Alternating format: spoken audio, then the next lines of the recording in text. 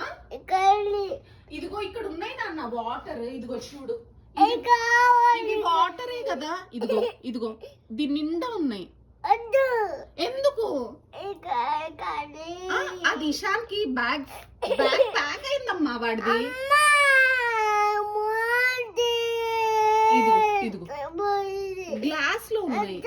నీ బాటిల్ ఇవ్వనా? ఇదిగో నీ టంబ్లర్ ఇవ్వనా? అది ఇషాన్ స్కూల్ కమ్మా.